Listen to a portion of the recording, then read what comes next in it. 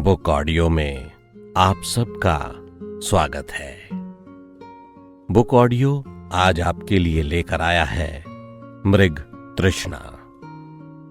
मृग तृष्णा की मूल कथा रहस्य, रोमांच और मनोरंजन से भरपूर है। आप इस कहानी को सुनना भर शुरू कीजिए। अंत तक ये कहानी आपको खुद ले जाएगी। आप कहानी को बीच में नहीं छोड़ पाएंगे। लेकिन मृग तृष्णा का कथ्य ये नहीं है। कथा के ऊपरी स्ट्रक्चर के नीचे भारत की सामाजिक राजनीतिक परिस्थितियों का उद्घाटन किया गया है। कहानी को सुनते सुनते कहीं ना कहीं आप खुद को कहानी से जुड़ा पाएंगे। ये कहानी भारत के उस राजनीतिक ढांचे की धज्जियां उड़ाकर रख देगी जो हमारे देश के विकास में लगातार बाधक बना हुआ है। सामाजिक मूल्यों की बहुत गहरी पड़ताल है मृग तृष्णा में। मुझे इस बात की खुशी है कि इस पुरानी कहानी को अंततः मैं आप तक पहुंचा पा रहा हूं। लेखक संजीव कुमार गंगवार, स्वर अजय सिंघल। दूर दूर तक सन्नाटे ने पांव पसार रखे थे। सन्नाटे की इस चादर पर कभी कभी हल्की आवाज के रूप में कुछ सिलवटें पड़ जाती थीं, जो आसमान तक फैले विराट शून्य को कौतूहल से ताकने लगती थी। सामान्यता शांति का वातावरण था, घोर शांति। ये कहानी इसी सुनसान इलाके से आरंभ होती है। सुनसान इसलिए भी क्योंकि यहां पर कोई भी साधारण व्यक्ति सरलता से नहीं आ सकता था। ये इलाका सुनसान था, निसंदेह, लेकिन प्राकृतिक रूप से परिपूर्ण था।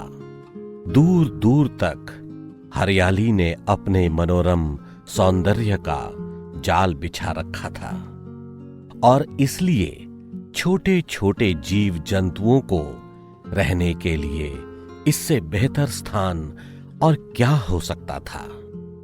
कुछ विशाल व प्राचीन वृक्षों ने अपनी मजबूत टहनियों पर शरण देकर ढेर सारे पक्षियों से मित्रता गांठ रखी थी। इन टहनियों पर पक्षियों का बसेरा होता था। प्रातःकाल व संध्या के समय यहां पर जो मंद मंद एवं मनोरम सी ध्वनि सुनाई पड़ती थी, वो निसंदेह सुगंधित पवन के बहाव का परिणाम होती थी।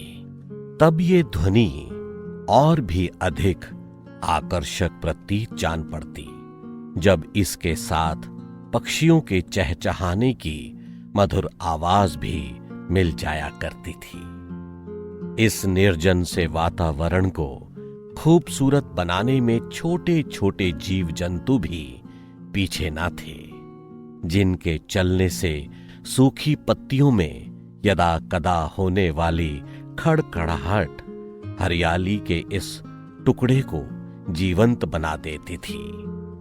विशाल वृक्षों की परछाइयां दिन में तो धरा को चूमती प्रतीत होती और शाम होते ही फुर्र हो जाया करती थी। ये स्थान राजनगर से लगभग 40 किलोमीटर दूर था, जिसके 3 तरफ से हरियाली के इस टुकड़े को घेरती हुई ऊंची ऊंची मजबूत दीवारें खड़ी की गई थीं। इसलिए यहां तक आने का केवल एक ही रास्ता संभव था, जिसे इसी हरियाली से काटकर बनाया गया था। इतनी शानदार जगह होने के बावजूद आज तक इस स्थान पर कभी कोई विशेष बिल्डिंग, कोई शॉपिंग कॉम्प्लेक्स, कोई फैक्ट्री या कोई और वस्तु जो लोगों को आकर्षित कर सके, बनाने का प्रयास नहीं किया गया। और वजह थी क्योंकि यहां पर देश के एक प्रमुख वैज्ञानिक अपने किसी बड़े प्रोजेक्ट पर प्रयासरत थे। हरियाली के उस खूबसूरत टुकड़े के मध्य उनका एक बड़ा सा बंगला था। बेहद शानदार बंगला था वो, जहां वे अपने 2 बच्चों अमर व आकाश के साथ रहते थे। उनके दोनों बच्चे जुड़वा थे, इसलिए उनकी आयु में यही कोई 2 या 3 मिनट का नगण्य अंतर था। उनकी मां उन्हें जन्म देने के बाद इस संसार को छोड़कर चल बसी थी। मां अंजलि ने अपनी मृत्यु के पूर्व अपने पति से अपने बेटों की अच्छी देखभाल का वायदा लिया था। शायद इसलिए ये दोनों बच्चे ही प्रोफेसर की जिंदगी का एकमात्र सहारा थे। वे अमर और आकाश को टूट टूट कर प्रेम करते थे, यथासंभव उन्हें प्रसन्न रखने का प्रयास करते और उनकी सभी सुख सुविधाओं का ध्यान रखते। जब तक वे दोनों बहुत छोटे थे, तब तक उन्होंने एक दाई मां को उनकी देख रेख के लिए रख लिया था, लेकिन अब वे उनकी परवरिश स्वयं करते थे। इस समय भी दोनों की आयु लगभग 10 साल की थी, जो अब भी बहुत अधिक न थी। लेकिन पता नहीं क्या सोचकर उन्होंने ये फैसला लिया था। सरकार की तरफ से उन्हें ढेर सारी सुरक्षा व्यवस्था मिल सकी थी, लेकिन उन्होंने इसमें कभी रुचि नहीं दिखाई। अपनी धर्मपत्नी की मृत्यु के बाद वे बेहद गुमसुम रहने लगे थे। केवल 4 सुरक्षा गार्ड उनके बंगले की देखभाल करते थे। उस समय तो ये संख्या 3 ही रह जाती थी, जबकि उनमें से एक उनके बच्चों को राजनगर के सर्वोत्कृष्ट विद्यालय में ले जाता था और शाम को उन्हें वापस लेने जाता था। वो अपनी दुनिया को बेहद सीमित कर चुके थे। उन्हें केवल 2 ही कार्यों से मतलब होता था। वे अपना ज्यादातर समय अपनी खोज को देते थे और शेष समय अपने नन्हे मासूम बच्चों के साथ बिताते थे। सरकार का मानना था कि वो किसी ऐसी महत्वपूर्ण खोज में लगे हुए हैं जिससे एड्स जैसी खतरनाक बीमारी पर पूरी तरह से काबू पाया जा सकता है। लेकिन ये बात तो वे स्वयं जानते थे, या सरकार या देश का खुफिया तंत्र रॉ। आम आदमी को तो इसकी भनक भी न थी। ऐसा इसलिए किया गया था क्योंकि असामाजिक तत्व उनकी इस खोज से फायदा उठाने के बारे में सोच सकते थे।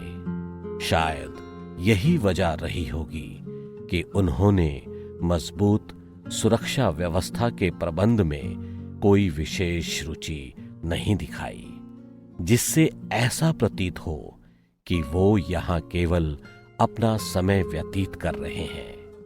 किसी दूसरे व्यक्ति के बारे में क्या कहा जाए, ये बात तो कोई सुरक्षा गार्ड भी ना जानता था।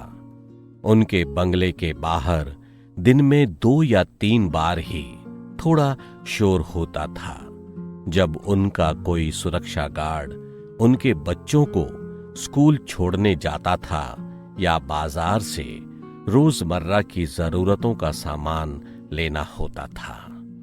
आम आदमी के इधर आने पर प्रतिबंध लगा हुआ था। पूर्व अनुमति लेकर ही यहां आया जा सकता था। बस यही वो बात थी जो देशद्रोहियों की नजर में उन्हें संदेह के घेरे में ला सकती थी। उनके बच्चों को घर पर दुनिया के एक से एक अच्छे खिलौने खेलने के लिए मौजूद थे, पर वे अक्सर बोरियत महसूस करते थे। लेकिन पता नहीं प्रोफेसर हंस गंगवार कैसे उन्हें संभालते थे। जी हां, इस महान वैज्ञानिक का नाम प्रोफेसर गंगवार ही है। कद लगभग 6 फुट, रंग गोरा, चौड़ा सीना और उम्र लगभग 53 वर्ष। वे ज्यादातर ढीले ढाले भारतीय परिधान पहनना पसंद करते थे। उनके सिर पर उपस्थित हल्के सफेद बाल उनके व्यक्तित्व को निखारने में पूरी मदद करते हैं। वे बेहद आकर्षक व्यक्तित्व के स्वामी हैं, कद काठी से भी और बोलचाल से भी। इस उम्र में भी उनका गोल चेहरा, बाएं गाल पर एक तिल और लंबी भुजाएं सरलता से लोगों का ध्यान अपनी ओर खींच लेती हैं। वो खुद भी घर से बाहर बहुत कम जाते थे। उन्हें तो बस एक ही धुन सवार रहती है कि किसी प्रकार वे अपने उद्देश्य में कामयाब हो जाएं। उनके बंगले में एक कमरा ऐसा भी है जहां उनके अलावा कोई भी नहीं जाता। वे अपना अधिकांश समय इसी कमरे में व्यतीत करते हैं। यही वो जगह है जहां उन्हें मानवता के खातिर कुछ बड़े सपनों को साकार करना है। कमरा ज्यादा बड़ा ना था, लेकिन अत्याधुनिक वैज्ञानिक यंत्रों से सुसज्जित। वे लगभग 11 घंटे अपने काम में व्यस्त रहते थे, जिनमें से 8 घंटे वे होते हैं जबकि उनके बच्चे अमर व आकाश स्कूल में होते हैं। प्रत्येक दिन इस जगह पर केवल यही प्रमुख घटनाएं होती हैं और संसार की नजरों से छिपकर एक महान वैज्ञानिक मानवता के लिए एक महत्वपूर्ण खोज पर काम कर रहे थे। शायद अब तक उन्होंने अपने उद्देश्य में सफलता भी प्राप्त कर ली होती, लेकिन वे एक पिता भी थे। उन्होंने अपने मासूम बच्चों को बिना मां के प्यार के बढ़ते हुए देखा था, और जब वे उन्हें पिता के भी प्यार से वंचित नहीं करना चाहते थे। उन्हें समय देना उनकी मजबूरी भी थी, क्योंकि वे अपने बच्चों को बेहद प्यार करते थे। उस दिन शाम के 6:10 हो चुके थे। दूर दूर तक सन्नाटा था, शांति थी और हृदय को असीमित सुकून देने वाली महकती हवाएं थी। लेकिन हमेशा शांत रहने वाली इस जगह पर आज कुछ नया घटित होने जा रहा था। 26 नवंबर 1999 की वो शाम अचंभित होकर रह गई, जब अचानक किसी बड़ी सी कार के आने की आवाज इस बात की गवाह बन चुकी थी कि आज वर्षों बाद इस स्थान पर शांति और नियम भंग होने जा रहे हैं। अध्याय 1 समाप्त होता है।